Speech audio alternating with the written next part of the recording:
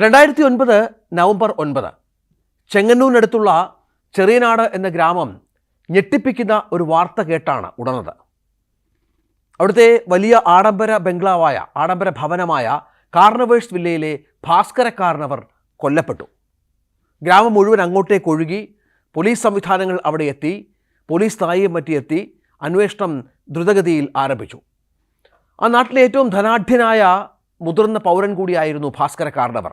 ദീർഘനാൾ അദ്ദേഹം അമേരിക്കയിലായിരുന്നു. അദ്ദേഹത്തിനൊരു മകനുണ്ട്. മകന് ബുദ്ധിസ്ഥിരതയില്ലാത്ത ഒരു മകനാണ്. വീട്ടിലുള്ളത് മകനൊപ്പം ആ ഭാര്യ ഷെറിൻ എന്ന യുവതിയാണ്. ഷെറിൻ ഒരു നിർധന കുടുംബത്തിൽ നിന്നുള്ള ആളായിരുന്നു. ഈ ഷെറിന് ഈ മകനെ കാര്യമായി നോക്കും എന്ന പ്രതീക്ഷയിലൊക്കെയാണ് നിർധന കുടുംബത്തിൽ നിന്ന് അവർക്കുണ്ടായിരുന്ന കടങ്ങളൊക്കെ തീർത്ത് ഈ മകന് വിവാഹം ചെയ്തു കൊടുത്തത്. അത് കാർണവർ തന്നെ, ഭാസ്കര കാർണവർ തന്നെ മുൻകൈ എടുത്താണ് ഷെറിനെ മകന് വിവാഹം ചെയ്തു കൊടുത്തത്. പിന്നീട് ഷെറിനെ ഇദ്ദേഹം അമേരിക്കയ്ക്ക് കൊണ്ടുപോയി അവിടെ എല്ലാ സൗകര്യങ്ങളും ചെയ്തു കൊടുത്തു. പക്ഷേ അവിടെ ഒരു മോഷണ കേസിൽ, ഈ ഭാസ്കര കാർണവറെ മായി ബന്ധപ്പെട്ട് തന്നെയുള്ള ഒരു മോഷണ കേസിൽ ഷെറിൻ പിടിക്കപ്പെടുകയും തുടർന്ന് ഭാസ്കര കാർണവർ ഇവരെ നാട്ടിലേക്ക് മടക്കി അയക്കുകയുമായിരുന്നു. അവിടെ വെച്ച് തന്നെ ഷെറിൻ്റെ സ്വഭാവത്തിലും മറ്റും ഭാസ്കര കാർണവർക്ക് വലിയ സംശയമുണ്ടായിരുന്നു. കാരണം ദുർനടപ്പുകാരിയാണ് ഷെറിൻ എന്ന കാര്യത്തിൽ അദ്ദേഹത്തിന് പ്രത്യക്ഷമായ പല തെളിവുകളും ലഭിക്കുകയും ചെയ്തു. ഇതിനെ തുടർന്ന് ഷെറിനുള്ള വിശ്വാസം ആദ്യഘട്ടത്തിലൊക്കെ ആദ്യ 2-3 വർഷം, 2002 വിവാഹം, ആദ്യ 2-3 വർഷമൊക്കെ ഷെറിനെ വിശ്വസിച്ചിരുന്നു. മകനെ നോക്കുമെന്നൊക്കെ ഭാസ്കര കാർണവർ പ്രതീക്ഷിച്ചിരുന്നു. പക്ഷേ അതിന് വിരുദ്ധമായ നിലപാടുകൾ, പെരുമാറ്റങ്ങൾ ഷെറിൻ്റെ ഭാഗത്ത് ഉണ്ടായതോടെ ഷെറിനും മകനുമായി എഴുതി വച്ചിരുന്ന സ്വത്തുക്കളിൽ പലതും ഭാസ്കര കാർണവർ തിരിച്ചെഴുതുകയും പുതിയ വിൽപ്പത്രം തയ്യാറാക്കുന്ന സാഹചര്യം ഒരുങ്ങുകയൊക്കെ ചെയ്തു. ഇത് ഷെറിനിൽ വലിയ മാനസിക സംഘർഷമുണ്ടാക്കിയിരുന്നു. ഭാസ്കര കാർണവരോടുള്ള വൈരാഗ്യവും മറ്റും ഷെറിന് ഉണ്ടായ പശ്ചാത്തലമൊക്കെ ഉണ്ടായിരുന്നു. മറ്റൊന്നാണ് ഷെറിൻ്റെ വഴിവിട്ട ബന്ധങ്ങൾ. അത് ഒരേ സമയം നിരവധി കാമുകന്മാർ ഷെറിനുണ്ടായിരുന്നു എന്നാണ് കേസ് അന്വേഷിച്ച പോലീസ് വൃത്തങ്ങൾ പറഞ്ഞത്. അങ്ങനെ സെക്സും ക്രൈമും ഒക്കെ നിറഞ്ഞ ഒരു വലിയ കഥയാണ് ഷെറിൻ്റെ ഈ പറഞ്ഞ ഭാസ്കര കാർണവരുടെ കൊലപാതകം, തുടർന്ന് അതുമായി ബന്ധപ്പെട്ട അന്വേഷണവുമൊക്കെ. അന്വേഷിച്ച പോലീസിന് പിന്നീട് ലഭിച്ചതൊക്കെ ഞെട്ടിപ്പിക്കുന്ന വിവരങ്ങൾ തന്നെയായിരുന്നു. യാതൊരു സംശയവുമില്ലാത്ത കാര്യമാണ്. ഷെറിന് എന്ന ആൾക്ക് നിരവധി കാമുകന്മാരുണ്ടായിരുന്നു എന്നുള്ളതും ഈ കാമുകന്മാരുടെ സഹായത്തോടു കൂടിയാണ് ഭാസ്കര കാർണവരെ കൊലപ്പെടുത്തിയത് എന്നുള്ളതുമാണ്. ആദ്യഘട്ടത്തിലൊക്കെ പോലീസിൻ്റെ അന്വേഷണത്തോട് സഹകരിക്കാൻ ഷെറിൻ തയ്യാറായിരുന്നില്ല. ഒരു മോഷണ ശ്രമത്തിനിടയിലുള്ള കൊലപാതകമാണ് ഇതെന്ന തരത്തിലൊക്കെ ഈ കൊലപാതകത്തെ മാറ്റാനുള്ള എല്ലാ വഴികളും ഷെറിൻ നോക്കിയിരുന്നു എന്നുള്ള വളരെ പ്രധാനപ്പെട്ട കാര്യം കൂടിയാണ്. ഈ കൊല നടക്കുമ്പോൾ വീട്ടിൽ ഷെറിൻ മാത്രമാണ് ഉണ്ടായിരുന്നത് എന്ന വളരെ പ്രധാനപ്പെട്ട സാഹചര്യം കൂടിയുണ്ട്. ഒപ്പം വീടിന് മുകൾ നിലയിലെ ജനാല വഴി മോഷ്ടാവ് അകത്തെത്താനാണ് സാധ്യത എന്നൊക്കെ ഷെറിൻ പറഞ്ഞിരുന്നു. പക്ഷേ ഈ ഭാസ്കര കാർണവരുടെ വില്ല, കാർണവേഴ്സ് വില്ല എന്ന് പറയുന്നത് വലിയ തോതിലുള്ള ബന്ദോബസ്തുള്ള സംവിധാനങ്ങളൊക്കെയുള്ള ഒരു വീടാണ്. അതുകൊണ്ട് തന്നെ അകത്തുള്ള ഒരാളുടെ സഹായമില്ലാതെ അകത്ത് അക്രമിക്ക് കയറി കാർണവരെ കൊല്ലുക എന്ന് പറയുന്നത് അസാധ്യമായിരുന്നു. ഇത്തരം സംശയങ്ങളൊക്കെയാണ് പോലീസിന് ഈ ഷെറിനിലേക്ക് അന്വേഷണം എത്തിക്കാനുള്ള വഴികൾ തെളിച്ചത് എന്നുള്ള വളരെ പ്രധാനപ്പെട്ട കാര്യം കൂടി ഉണ്ട്. അന്ന് നമുക്കറിയാം, ഈ 2009 കാലഘട്ടത്തിലൊക്കെ വാട്സപ്പ്, ഫേസ്ബുക്ക്, ഇൻസ്റ്റാഗ്രാം ഒക്കെ ഒട്ടും ജനത്തിന് പരിചയമില്ലാത്ത ഒരു കാലഘട്ടം കൂടിയാണ്. അന്ന് ഓർക്കുട്ടായിരുന്നു ഈ സോഷ്യൽ മീഡിയയിലെ തരംഗം. സോഷ്യൽ മീഡിയയിൽ കൂടെയൊക്കെ സുഹൃത്ത് ബന്ധങ്ങൾ ഉണ്ടാക്കാനുള്ള വളരെ പ്രധാനപ്പെട്ട ഉപാധി ഓർക്കുട്ട് മാത്രമായിരുന്നു. ഈ ഓർക്കുട്ടിൽ കൂടിയാണ് ഷെറിൻ തൻ്റെ ആൺ സുഹൃത്തുക്കളെ കണ്ടെത്തിയിരുന്നത് എന്നും പോലീസ് പിന്നീട് അന്വേഷണത്തിലും മറ്റും വ്യക്തമായിരുന്നു. ഈ പലതവണ നമുക്ക് ആ പോലീസ് ഉദ്യോഗസ്ഥരുമായൊക്കെ സംസാരിച്ചപ്പോൾ അന്ന് 2009 ഇത് നമുക്കറിയാം, ദിവസങ്ങളോളം മാധ്യമങ്ങളിൽ വലിയ വാർത്തയായ ഒരു സംഭവം കൂടിയാണ്. ഈ പല ആൺ സുഹൃത്തുക്കളും ഈ ഷെറിൻ വീട്ടിലേക്ക് ക്ഷണിച്ചിരുന്നു എന്നുള്ള വിവരമൊക്കെ ഭാസ്കര കാർണവർക്ക് ലഭിച്ചിരുന്നു. അത് ഷെറിനും ഭാസ്കര കാർണവരുമായുള്ള നിരന്തരമായ വഴക്കിനും മറ്റും കാരണമാകുന്ന പശ്ചാത്തലമൊക്കെ ഉണ്ടായിരുന്നു. ഇത് ഒരു പരിധിവരെ നാട്ടുകാരിൽ പലർക്കും അറിയാമായിരുന്നു എന്ന വിവരം കൂടി പുറത്തു വരുന്നുണ്ട്. ഈ അമേരിക്കയിലേക്ക് കൊണ്ടുപോയ ഷെറിനെ അവിടെ ചില പ്രശ്നങ്ങൾ ഉണ്ടായതിന് ശേഷമാണ്, മോഷണമടക്കമുള്ള കാര്യങ്ങളിൽ ഏർപ്പെട്ടതിന് ശേഷമാണ് ഭാസ്കര കാർണവർ തിരിച്ച് നാട്ടിലേക്ക് പറഞ്ഞു വിട്ടത് എന്ന് പറഞ്ഞു. അതിനുശേഷം ഭാസ്കര കാർണവരുടെ ഭാര്യ മരിച്ചതിന് ശേഷം അദ്ദേഹവും നാട്ടിലേക്ക് വരികയും ഒരു സ്വസ്ഥമായ സ്വൈര്യമായ ജീവിതം ആഗ്രഹിച്ച് വരികയും മറ്റും ചെയ്തു. പക്ഷേ അവിടെയാണ് ഷെറിൻ അദ്ദേഹത്തിൻ്റെ ജീവിതത്തിൽ വലിയ വെള്ളത്തിയാവുകയും മറ്റും ചെയ്തത്.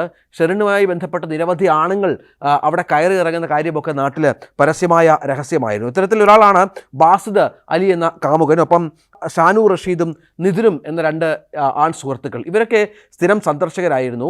ഈ ഭാസ്കര കാർണവരെ വധിക്കാൻ പ്ലാനിട്ടതും ഈ പറയുന്നതുപോലെ ബാസിദ് അലിയുമായി ചേർന്നാണ് എന്നുള്ള വളരെ പ്രധാനപ്പെട്ട വിവരം കൂടിയുണ്ട്. പിന്നീട് ബാസിദ് അലി പോലീസിനോട് മൊഴി നൽകിയത് തന്നെ ഷെറിൻ ഇതിൽ പെടുത്തതാണ്, തനിക്കിതിൽ കാര്യമായ പങ്കാളിത്തമില്ല എന്നൊക്കെ പറഞ്ഞെങ്കിലും ഷെറിനൊപ്പം ജീവപര്യന്തം തടവ് ശിക്ഷയ്ക്ക് വിധിക്കപ്പെട്ടവരാണ് ഈ ബാസിദ് അലിയും ഒപ്പം ഷാനു റഷീദും നിധിനുമൊക്കെ.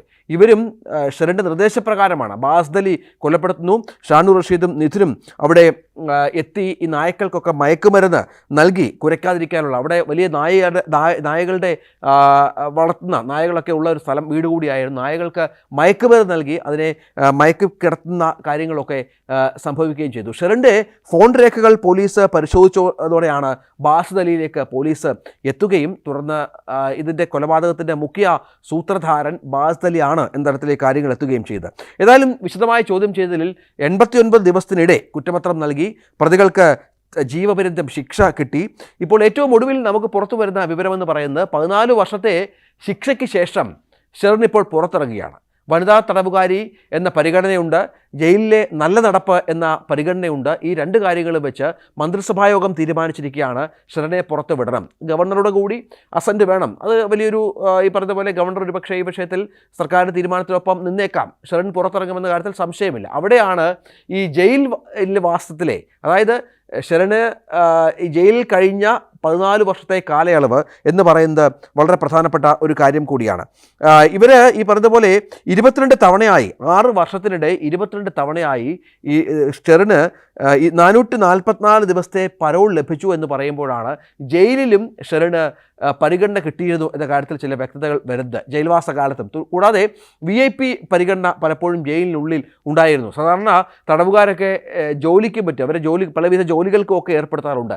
ഷെറിന് അതിൽ നിന്നടക്കം ഇളവ് കിട്ടിയിരുന്നു എന്നുള്ള വളരെ പ്രധാനപ്പെട്ട കാര്യമുണ്ട്. അടിയന്തര പരോൾ അടക്കമാണ് ഈ പറഞ്ഞ 442 ദിവസത്തെ പരോൾ ഷെറിന് കിട്ടിയത്. സംസ്ഥാന സർക്കാർ ഈ ശിക്ഷാ ഇളവ് നൽകാൻ പലപ്പോഴും നൽകിയ ശുപാർശയിലും ഈ കോടതിക്കൊക്കെ ശുപാർശ നൽകും. ആ ശുപാർശയിലും ഷെറിൻ്റെ പേര് പലപ്പോഴും ഉൾപ്പെട്ടിട്ടുണ്ട് എന്ന വളരെ പ്രധാനപ്പെട്ട വിവരം കൂടിയുണ്ട്. അങ്ങനെ പോലീസ് ഉന്നത ഉദ്യോഗസ്ഥരുടെ, ജയിലിലെ ഉന്നത ഉദ്യോഗസ്ഥരുടെ കൃത്യമായ സഹായം, അവരുമായിട്ടുള്ള വഴിവിട്ട ബന്ധമൊക്കെ പലപ്പോഴും ഷെറിനുമായി ബന്ധപ്പെട്ട് ചർച്ചയായ പശ്ചാത്തലം കൂടിയുണ്ട്. ഇവർ ഈ 2017 ഈ പരോളിലിറങ്ങുന്നതിനൊക്കെ മുൻപ് ഇവർക്ക് ഈ ജയിൽ സൂപ്രണ്ടിനോടും സഹതടവുകാരോടുമൊക്കെ മോശമായി പെരുമാറി എന്ന വാർത്ത കൂടി പുറത്ത് വന്നിരുന്നു. അത് നമുക്ക് ജയിലിലെ ചില ഉദ്യോഗസ്ഥരൊക്കെ ആ വാർത്ത പുറത്ത് വിട്ടിരുന്നു. പക്ഷേ അത് പരിഗണിക്കാതെ ഇവർക്ക് നല്ല നടപ്പ് സർട്ടിഫിക്കറ്റ് ലഭിച്ചു എന്നുള്ളതിലാണ് ഷെറിൻ്റെ സ്വാധീനം എത്രത്തോളമുണ്ട് എന്ന കാര്യത്തിൽ വളരെ പ്രധാനപ്പെട്ട കാര്യമായി വരുന്നത്. അങ്ങനെയാണ് ഇപ്പോൾ ഷെറിൻ പുറത്തു വരുമ്പോൾ ഒരുപാട് കാര്യങ്ങൾ ചർച്ച ചെയ്യപ്പെടുന്നുണ്ട്. ഷെറിൻ എന്ന സുന്ദരിയായ യുവതി അവർ നടത്തിയ വലിയ ഒരു കൊലപാതകം, കൃത്യമായ ആസൂത്രണം ചെയ്ത് കാമുകന്മാർക്കൊപ്പം ചേർന്ന് നടത്തിയ കൊലപാതകം. 14 വർഷം അവർ അഴിക്കുള്ളിൽ കഴിയുന്നു.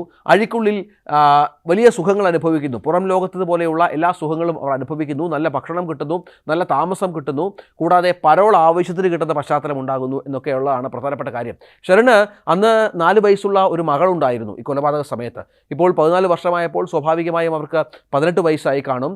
ഒപ്പം ഷെറിൻ്റെ ഭർത്താവ്, നേരത്തെ പറഞ്ഞതുപോലെ ഭാസ്കര കാർണവരുടെ മകൻ, ഈ ഷെറിൻ്റെ ഭർത്താവും മകളും ഇപ്പോൾ അമേരിക്കയിലാണ് എന്നുള്ള വിവരം കൂടിയാണ് നമുക്ക് ലഭ്യമാകുന്നത്. ഈ ഷെറിൻ്റെ ഭാസ്കര കാർണവരുടെ ബന്ധുക്കൾ തന്നെ ഈ കൊലപാതക ശേഷം അവരെ അമേരിക്കയിലേക്ക് കൊണ്ടുപോയി എന്നാണ് നമുക്ക് ലഭ്യമാകുന്ന വിവരം. ഇനിയിപ്പോൾ ഏതാനും ദിവസങ്ങൾക്കകം ഷെറിൻ പുറത്തിറങ്ങും. അങ്ങനെ കേരളം ഞെട്ടിത്തെറിച്ച ഒരു കൊലപാതക കേസിലെ പ്രതി ജീവപര്യന്തം തടവ് ശിക്ഷ വിധിക്കപ്പെട്ടു. മാവേലിക്കര അഡീഷണൽ സെഷൻസ് കോടതിയാണ് ശിക്ഷ വിധിച്ചത്. ആ ശിക്ഷ പിന്നീട് ഹൈക്കോടതി അടക്കം ശരിവെക്കുകയും ചെയ്തു. തുടർന്ന് അവർ തടവ് ശിക്ഷയാണോ എന്നൊക്കെ നമുക്ക് എന്താണ് അത്തരത്തിൽ പറയാൻ സാധിക്കില്ല. പുറം ലോകത്തിലെ നേരത്തെ പറഞ്ഞതുപോലെ എല്ലാ ആനുകൂല്യങ്ങളും ലഭിച്ചാണ് ഷെറിൻ 14 വർഷവും ജയിലിൽ കഴിഞ്ഞിരുന്നത്. അതിനുശേഷം പുറത്തിറങ്ങാനുള്ള വഴിയും തെളിഞ്ഞിരിക്കുകയാണ്.